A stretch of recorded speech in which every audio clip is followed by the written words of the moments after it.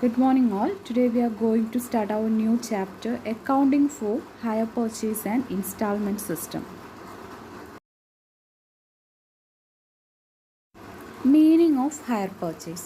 Hire purchase is a system under which the buyer enters into an agreement with the seller to pay the price of the goods purchased in installments, which include interest. അപ്പോൾ hire purchase എന്ന് പറയുന്ന ഒരു സിസ്റ്റമാണ്. അവിടെ ബയറുണ്ട് സെല്ലറുണ്ട്. Buyer enters into an agreement with the seller. Buyer സെല്ലറുമായിട്ട് ഒരു എഗ്രിമെൻറ്റിൽ എത്തുകയാണ്. എഗ്രിമെൻറ്റ് എന്താണ്? To pay the price of the goods purchased in instalments which include interest. അതായത് നമ്മൾ ഫോർ എക്സാമ്പിൾ 10,000 റുപ്പീസിനൊരു കാര്യം പർച്ചേസ് ചെയ്തു. നമ്മൾ ഇൻസ്റ്റാൾമെൻറ്റിനാണ് പർച്ചേസ് ചെയ്തത്. നമ്മൾ ആദ്യം തന്നെ ആൾക്ക് 2,000 രൂപ കൊടുത്തു. പിന്നീട് പറയുകയാണ് മാസത്തിൽ 1,000 റുപ്പീസ് വെച്ച് തരാം, അതിൻ്റെ ഇൻട്രസ്റ്റും തരാം, അതായത് തരാനുള്ള എമൗണ്ടിൻ്റെ ഇൻട്രസ്റ്റും കൂടെ തരാമെന്ന് പറഞ്ഞിട്ട് ഒരു എഗ്രിമെൻറ്റിൽ എൻ്റർ ചെയ്യുന്നതിനെയാണ് നമ്മൾ ഹയർ പർച്ചേസ് സിസ്റ്റം എന്ന് പറയുന്നത്. The buyer gets possession of goods immediately on paying the first installment. അതായത് ആദ്യത്തെ നമ്മളിപ്പോൾ പറഞ്ഞ എക്സാമ്പിളിൽ 2,000 റുപ്പീസിൻ്റെ പേയ്മെൻറ്റ് കൊടുക്കുമ്പോൾ തന്നെ വാങ്ങുന്ന സാധനത്തിൻ്റെ പൊസഷൻ, അതായത് കയ്യിൽ വെക്കാനുള്ളൊരു അവകാശം ആർക്ക് കിട്ടുന്നുണ്ട്? ബയർക്ക് കിട്ടുന്നുണ്ട്. അതായത് ആ ഡൗൺ പേയ്മെൻറ്റ് അല്ലെങ്കിൽ ഇനീഷ്യൽ പേയ്മെൻറ്റ് കൊടുക്കുന്നില്ലേ, അത് കൊടുത്ത ഉടനെ തന്നെ ഈ സാധനം കയ്യിൽ വെക്കാനുള്ളൊരു option ആർക്കുണ്ട്? ബയർക്കുണ്ട്. He does not get ownership. He becomes the owner only after the last installment is paid. Possession കിട്ടും, കയ്യിൽ വെക്കാനുള്ള റൈറ്റ് കിട്ടും, പക്ഷേ എന്താണ്? ഉടമസ്ഥാവകാശം, ഓണർഷിപ്പ് കിട്ടില്ല. ഓണർ ആവണമെങ്കിൽ ലാസ്റ്റ് പേയ്മെൻറ്റ്, അതായത് ലാസ്റ്റ് ഇൻസ്റ്റാൾമെൻറ്റ് വരെ അടച്ച് കഴിയണം.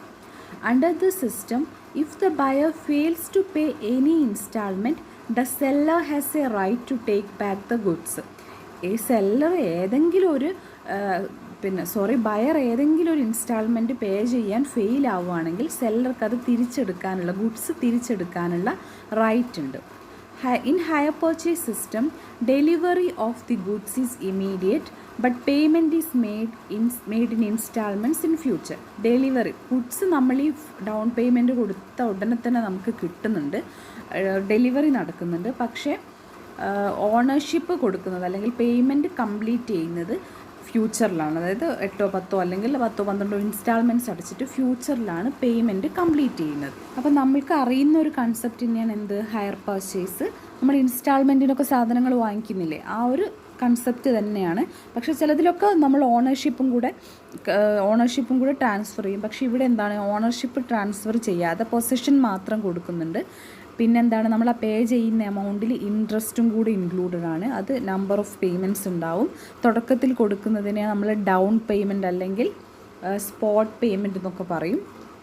അപ്പോൾ ഇത്രയാണ് ഹയർ പർച്ചേസിനെ കുറിച്ച് മനസ്സിലാക്കേണ്ടത്. ഇനി നമുക്കിതിൻ്റെ ഫീച്ചേഴ്സ് എന്തൊക്കെയാണെന്ന് നോക്കാം. Features of hire purchase agreement. It is a credit purchase. അല്ലെ, നമ്മൾ ഫുൾ എമൗണ്ട് കൊടുക്കുന്നില്ല, അതുകൊണ്ട് തന്നെ അതൊരു ക്രെഡിറ്റ് പർച്ചേസ് ആണ്. ഫുൾ എമൗണ്ട് എന്നല്ല, നമ്മളൊരു ചെറിയൊരു ഇനീഷ്യൽ പേയ്മെൻറ്റ് മാത്രമേ കൊടുക്കുന്നുള്ളൂ. Second, payment is made in instalment. ബാക്കി വരുന്ന പേയ്മെൻറ്റ്സ് ഒക്കെ ഇൻസ്റ്റാൾമെൻ്റ് ആയിട്ട് 1,000 രൂപയുടെയോ 2,000 രൂപയുടെയോ അല്ലെങ്കിൽ what ever the amount may be ഒരു എമൗണ്ടിന് ഇൻസ്റ്റാൾമെൻ്റ് ആയിട്ടാണ് കൊടുക്കുന്നത്. Third, instalments include instalments towards cash price and interest. നമ്മളിപ്പോൾ ഒരു ഇൻസ്റ്റാൾമെൻറ്റ് ഫിക്സ് ചെയ്യുകയാണെങ്കിൽ ആ ഇൻസ്റ്റാൾമെൻറ്റിൽ സർട്ടൻ പോർഷൻ നമ്മുടെ സാധനത്തിൻ്റെ പൈസയുടെ ഒരു ഭാഗവും ബാക്കി നമ്മൾ കൊടുക്കാനുള്ള എമൗണ്ടിൻ്റെ ഇൻട്രസ്റ്റുമായിരിക്കും. Fourth one, goods or assets are transferred to the buyer on signing the agreement. നമ്മൾ ഈ agreement, hire purchase agreement sign ചെയ്യുമ്പോൾ തന്നെ ഗുഡ്സ് അല്ലെങ്കിൽ അസറ്റ്സ് എന്ത് ചെയ്യും? ബയർക്ക് ട്രാൻസ്ഫർ ചെയ്യും. Fifth, ownership of goods remains with the vendor or seller. ഈ ഒരു എഗ്രിമെൻറ്റിൽ എന്തേ കൊടുക്കുന്നുള്ളൂ? ട്രാൻസ്ഫർ, പൊസഷനേ കൊടുക്കുന്നുള്ളൂ. അത് കയ്യിൽ വെക്കാനുള്ള റൈറ്റേ കൊടുക്കുന്നുള്ളൂ, യൂസ് ചെയ്യാനുള്ള റൈറ്റേ കൊടുക്കുന്നുള്ളൂ. പക്ഷേ ഓണർഷിപ്പ് ആരുടെ കയ്യിൽ തന്നെയാണ് ഉണ്ടാവുക? സെല്ലറുടെ കയ്യിൽ അല്ലെങ്കിൽ വെൻഡറുടെ കയ്യിൽ തന്നെയാണ് ഉണ്ടാവുക. Sixth one, the buyer gets the ownership only after paying all the instalments. നമ്മൾ ഓൾറെഡി പറഞ്ഞു, എല്ലാ ഇൻസ്റ്റാൾമെൻറ്റ്സും ലാസ്റ്റ് ഇൻസ്റ്റാൾമെൻറ്റ് വരെ പേ ചെയ്താൽ മാത്രമേ ബയർക്ക് ഓണർഷിപ്പ് കിട്ടുള്ളൂ. Last point, if the buyer fails to pay any instalment, the vendor will take away the assets or goods from the buyer. The installment paid by the buyer will be treated as higher charges for using the assets.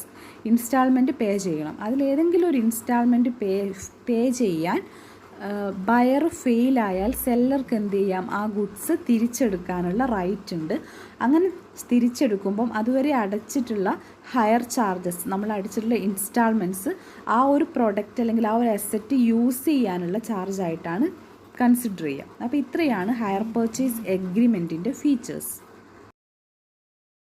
Next topic is difference between hire purchase and sale. സാധാരണഗതിയിലുള്ള സെയിലും hire പർച്ചേസും തമ്മിലുള്ള difference. നമ്മൾക്ക് സാധാരണ credit sales ഒക്കെ ഉണ്ടല്ലോ, അപ്പോൾ അതും ഹയർ പർച്ചേസും ഒക്കെ ആയിട്ടുള്ള ഡിഫറൻസ് എന്തൊക്കെയാണെന്നുള്ളതാണ്. First one, under sale ownership is transferred at the time of purchase, but under hire purchase ownership is transferred only after the payment of the last instalment. സെയിലിൽ നമ്മൾ സെയിൽ നടക്കുമ്പോൾ തന്നെ അല്ലെങ്കിൽ ആ പർച്ചേസ് നടക്കുമ്പോൾ തന്നെ എന്താണ്, ഓണർഷിപ്പ് ട്രാൻസ്ഫർ ആവുന്നുണ്ട്. പക്ഷേ ഹയർ പർച്ചേസിൽ ownership is transferred only after the payment of last instalment pay ചെയ്താൽ മാത്രമേ എന്താണ് ഓണർഷിപ്പ് ട്രാൻസ്ഫർ ചെയ്യുന്നുള്ളൂ. Second, in the case of sale payment of price is generally made in lump sum, and in the case of hire purchase payment of price is always made in instalments.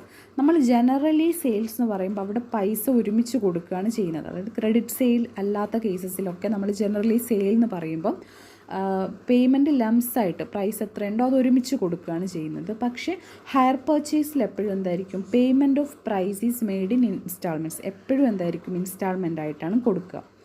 Third, in the case of sale, the buyer can dispose of the goods in any way he likes, but a buyer under the hire purchase agreement has no such right before he becomes the owner on the payment of last installment. Sale നടക്കുമ്പോൾ തന്നെ അല്ലെങ്കിൽ ആ ഒരു purchase നടക്കുമ്പോൾ തന്നെ ownership transfer ചെയ്യുന്നുണ്ടിട്ട് വാങ്ങുന്ന ആൾക്ക് അത് അയാൾ ഉദ്ദേശിക്കുന്ന ഏത് രീതിയിൽ വേണമെങ്കിലും ചെയ്യാം. ചിലപ്പോൾ അത് വേറൊരാൾക്ക് വിൽക്കാം, അല്ലെങ്കിൽ അത് നശിപ്പിക്കാം, വാട്ടെവർ. പക്ഷേ ഇവിടെ എന്താണ്, ഹയർ പർച്ചേസിൽ ഓണർഷിപ്പ് ട്രാൻസ്ഫർ ആവാത്തതുകൊണ്ട് തന്നെ അങ്ങനെ ഒരു റൈറ്റ് ഇല്ല. ലാസ്റ്റ് ഇൻസ്റ്റാൾമെൻറ്റ് പേ ചെയ്താൽ മാത്രമേ ഈ റൈറ്റ്സ് ഒക്കെ വരുന്നുള്ളൂ. Next point, in the case of sale on credit the seller can sue the buyer for the payment of the price outstanding, but a seller under a hire purchase system can take back the goods in the case of default by the buyer in payment of any installment. ഈ ഒരു പോയിന്റിൽ എന്താ പറയുന്നത് വെച്ചാൽ നമ്മൾ credit സെയിലിൻ്റെ കേസാണ് പറയുന്നത്. Credit sale നടത്തിയിട്ട് നമ്മുടെ എന്താണ് വാങ്ങിച്ച ആൾ കറക്റ്റായിട്ട് പേയ്മെൻറ്റ് നടത്തുന്നില്ലെങ്കിൽ സെല്ലർക്ക് എന്ത് ചെയ്യാനുള്ള റൈറ്റ് ഉണ്ട്, കോടതിയിൽ പോകാൻ, കേസ് ചാർജ് ചെയ്യാനുള്ള റൈറ്റ് ഉണ്ട് അയാൾക്ക് കിട്ടാനുള്ള എമൗണ്ടിൻ്റെ മുകളിൽ. നമ്മൾ ഈ കാറൊക്കെ അടവിനൊക്കെ എടുത്തിട്ട് അടവ് പേയ്മെൻറ്റ് ചെയ്യാനൊക്കെ ലേറ്റായി അങ്ങനെയൊക്കെ ഇഷ്യൂസ് ഉണ്ടാവുന്നില്ലേ, അപ്പം നമ്മൾ ലീഗലിയൊക്കെ അവർ മൂവ് ചെയ്യുന്ന കേസസൊക്കെ ഉണ്ടാവുന്നില്ലേ, അതാണ് പിന്നെ ഈ ഒരു കാര്യം പറയുന്നത്. പിന്നെന്താണ്, ഹയർ പർച്ചേസ് സിസ്റ്റത്തിൽ അങ്ങനെ കേസിനൊന്നും പോകേണ്ട കാര്യമില്ല. അയാൾക്ക് എന്തിനുള്ള റൈറ്റ് ഉണ്ട്, ആ ഗുഡ്സ് തിരിച്ചെടുക്കാനുള്ള റൈറ്റ് ഉണ്ട്.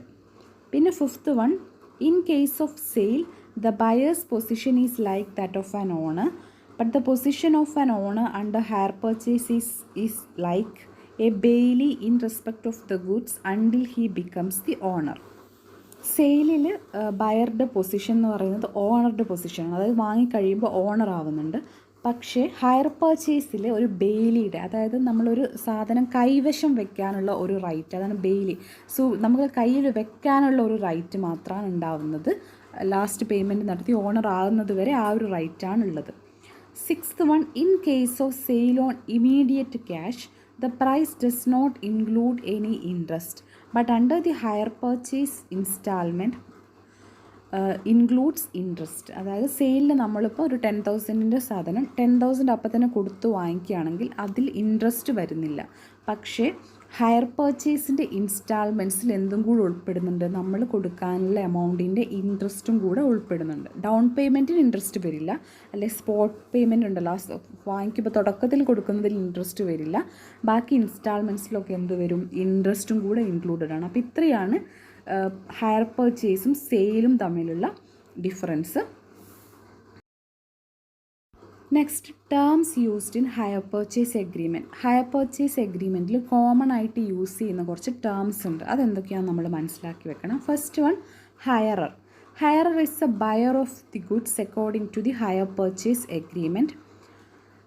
Thus hirer is the hire purchaser. Hirer എന്ന് പറഞ്ഞാൽ ഈ സാധനങ്ങൾ വാങ്ങിക്കുന്ന ആളെ, ബയറെ നമ്മൾ ഹയർ പർച്ചേസ് എഗ്രിമെൻറ്റിൽ ഡിനോട്ട് ചെയ്യുന്നതാണ് hirer. So hirer is the hire purchaser.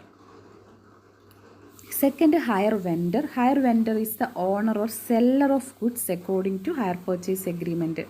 Higher vendor എന്ന് പറഞ്ഞാൽ ഓണർ അല്ലെങ്കിൽ സെല്ലർ ഓഫ് ഗുഡ്സ് ആണ്. Third, cash price. Cash price means the price at the which goods can be purchased by the hirer for ready cash. It does not include interest.